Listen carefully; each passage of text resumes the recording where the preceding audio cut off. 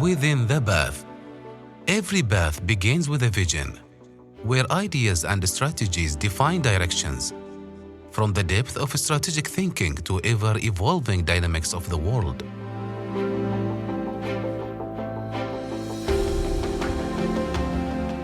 A program broadcast in English brings insight into the journeys that shape the course of individuals, institutions, and nations.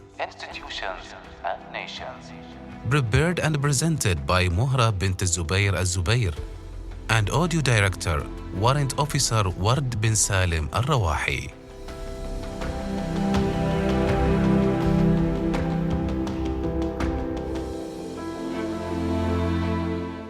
Assalamu alaikum, our dear friends.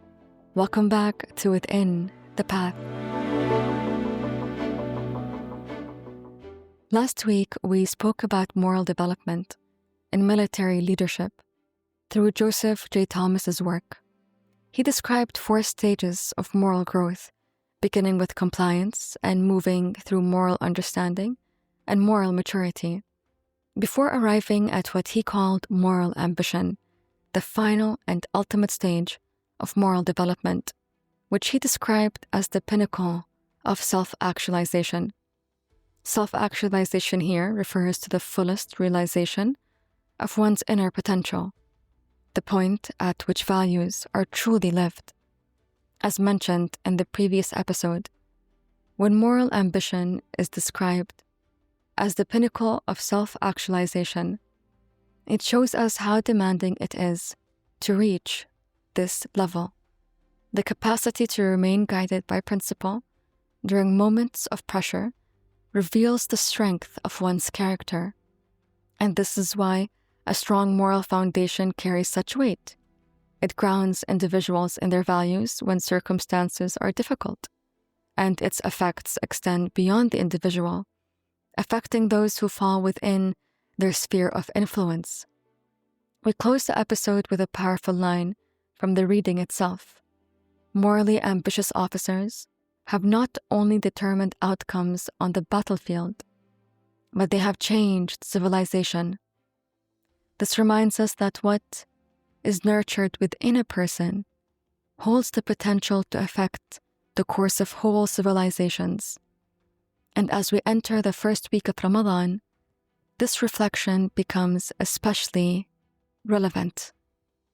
Ramadan is the most sacred month in Islam, observed through fasting from dawn until sunset, and is a time of worship, reflection, and community. In the Quran, in Surah Al-Baqarah, verse 183, the ultimate purpose of Ramadan is made clear. O you who believe, fasting has been written for you as it was written for those before you, so that you may attain Taqwa. The objective is Taqwa. So what is Taqwa? As Sheikh Hamza Yusuf, an American Islamic scholar and the president of Zaytuna College, the first accredited Muslim liberal arts college in the United States, explains, the word is connected to the idea of wiqaya, protection. It carries the sense of placing something between ourselves and harm, almost like creating a shield. At its heart, Taqwa is God consciousness, meaning living with a real awareness that God is present, that He sees us, knows our thoughts, understands our intentions, and is fully aware of what we do. That awareness becomes a form of protection. It is not just a feeling, it's not passive. It is an ongoing awareness that guides how we live and the choices we make, helping us stay away from what harms us spiritually and move towards what brings us closer to God.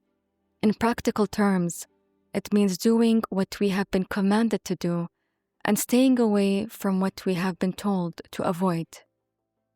Sheikh Hamza Yusuf explains that this requires disciplining the soul, and discipline grows through practice.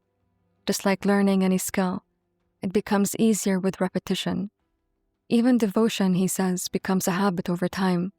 What feels difficult at the beginning can become more natural when it is practiced consistently.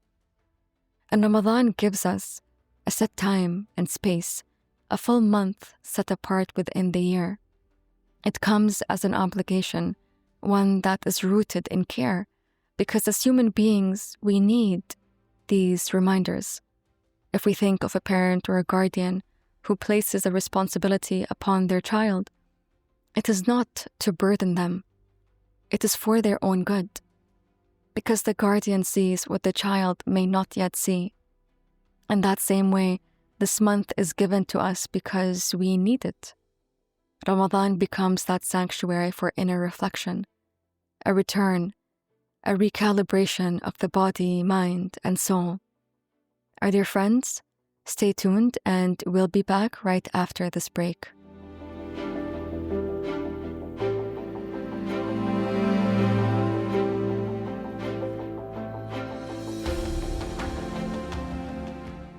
Our dear friends, welcome back.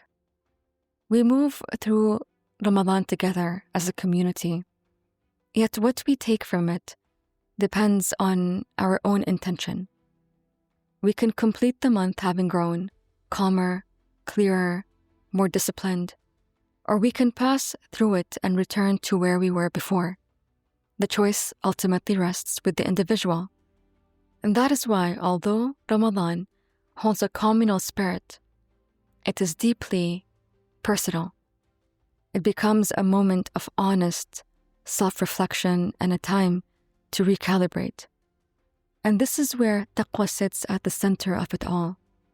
If Taqwa means guarding ourselves, fulfilling what we are commanded and staying away from what we are told to avoid, then Ramadan becomes a time devoted to training ourselves.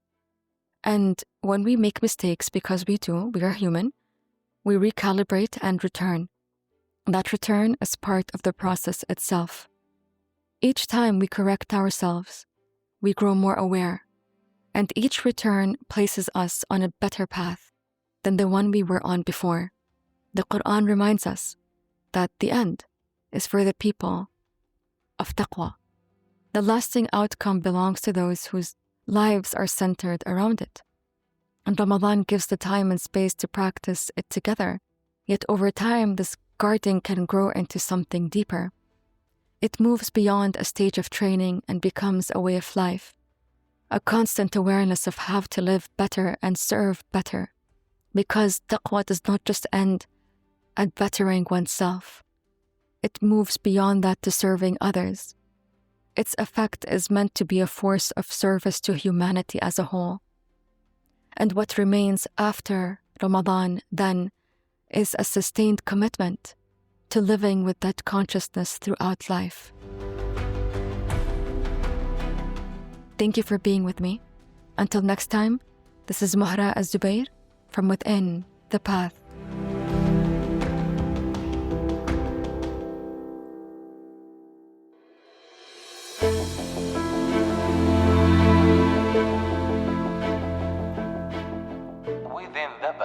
Within the Bath. Every bath begins with a vision, where ideas and strategies define directions, from the depth of strategic thinking to ever-evolving dynamics of the world.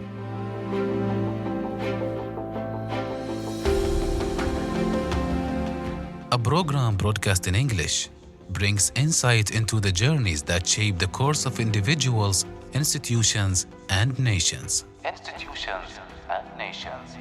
Prepared and presented by Mohra bint Zubair Al Zubair and audio director, Warrant Officer Ward bin Salim Al Rawahi.